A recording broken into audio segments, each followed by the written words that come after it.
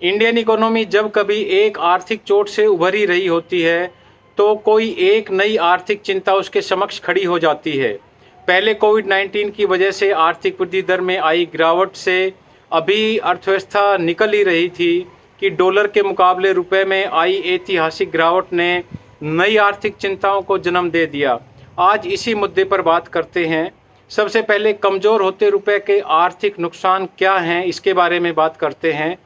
भारतीय अर्थव्यवस्था एक इम्पोर्ट बेस्ड इकोनॉमी है। हमेशा से ही निर्यात के मुकाबले आयात का हिस्सा ज़्यादा रहा है। इसलिए गिरते रुपए का पहला नुकसान तो यह होगा कि भारत के इम्पोर्ट बिल पर पहले की तुलना में अत्यधिक भार बढ़ेगा, जिसके परिणाम स्वरूप विदेशी मुद्रा भंडार में कमी आएगी।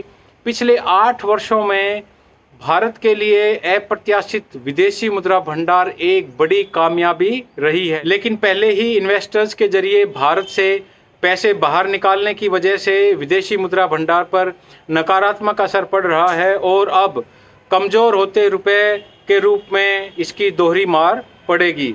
यदि हम विदेशी मुद्रा भंडार के बारे में बात करें तो पिछले साल 3 सितंबर को पहली बार विदेशी मुद्रा भंडार 642.5 अरब डॉलर के सबसे ऊंचे स्तर पर पहुंच गया था। लेकिन वर्तमान समय में भारतीय रिजर्व बैंक के आंकड़ों से पता चलता है कि 1 जुलाई को विदेशी मुद्रा भंडार घटकर 588 अरब डॉलर रह गया है।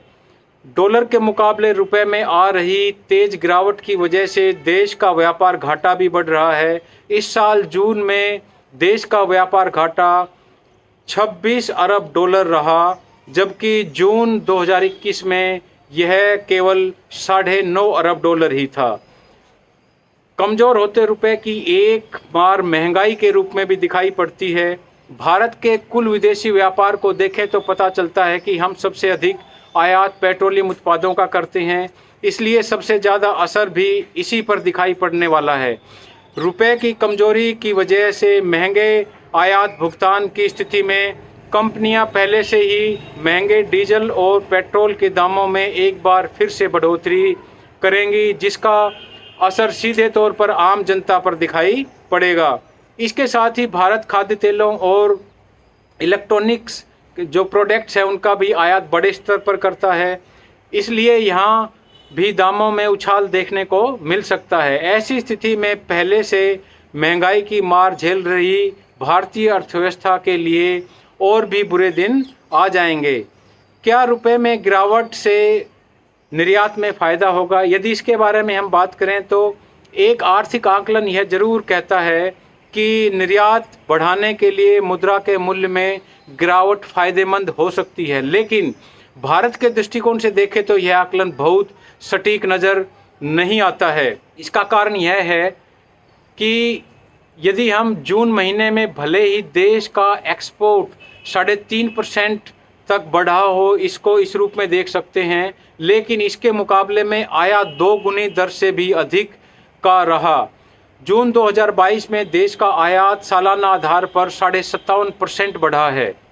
अब ऐसी स्थिति में निष्कर्ष यही निकलता है कि रुपए में गिरावट के बावजूद भी भारत का व्यापार घाटा जो ट्रेड डेफिसिट है वो बढ़ा है।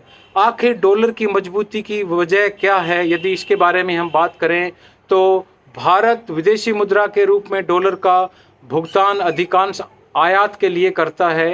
हाल की परिस्थितियों में भारत ने बहुत से देशों के साथ भारतीय रुपए में ही व्यापार करने की संधि की है, जिसमें प्रमुख रूप से रूस और ईरान जैसे देश शामिल हैं। इन देशों से जो हमें एक फ़ायदा होगा वो ये कि पेट्रोलियम उत्पादों के आयात में सुविधा मिल जाएगी। वैश्विक अर्थव्यवस्था का समीकरण भी अब यही कहता है कि दुनिया को डॉलर के अलावा अन्य करेंसी में भी व्यापार के लिए अधिक से अधिक इस्तेमाल करने की ज़रूरत है। आखिर रुपए की गिरावट के क्या कारण हैं, इसके बारे में यदि हम बात करें तो इस प्रश्न का उत्तर जानने से पहले हमें यह समझना होगा कि वैश्विक अर्थव्यवस्था में सिर्फ रुपए ही एकमात्र करेंसी नहीं है जो डॉलर के मुकाबले कमज़ोर हुई है, बल्कि दुनिया के संपन्न आर्थिक देशों की करेंसी भी कमज़ोर हुई है। इन सभी के पीछे जो एक कारण दिखाई देता है और लगभग एक जैसा ही कारण है, वो सबसे पहला कारण है यूक्रेन रूस के बीच जारी युद्ध को माना जा सकता है। इन दोनों देशों के बीच जो लड़ाई है उसने वैश्विक अस्थिरता को पैदा कर दिया है, जिसकी वजह से आर्थिक नुकसान देखने को मिल रहे हैं। कोविड-19 की वजह से जारी आर्थिक सुस्ती को भी इसका एक मुख्य कारण माना जा सकता है। लेकिन भारत के केस में भारतीय रुपए में गिरावट का एक अतिरिक्त कारण जो इन्वेस्टर्स है उसका भारत से मोह भंग होना भी है। कुछ दिनों में संभलेगी स्थिति, ऐसा माना जा सकता है। रुपए में आई गिरावट अल्पकालिक है, क्योंकि जब वैश्विक अस्थिरता बढ़ती है तो फ्लाइट टू सेफ्टी जैसी आर्थिक घटना की वजह से करेंसी में गिरावट आती है। भारतीय रुपए के लिए भी यही कारण दिखाई पड़ता है। भारतीय रुपए में आई गिरावट बहुत से देशों के मुकाबले अभी कम है। यूरो करेंसी डॉलर के मुकाबले 11% से अधिक कमज़ोर हुई है। वहीं जापानी येन 18.5% से अधिक कमज़ोर हुआ है, जबकि इसके मुकाबले भारतीय करेंसी में गिरावट 5.3% ही है। इसलिए ये उम्मीद की जानी चाहिए कि आने वाले समय में रुपया फिर से बेहतर स्थिति में आ जाएगा।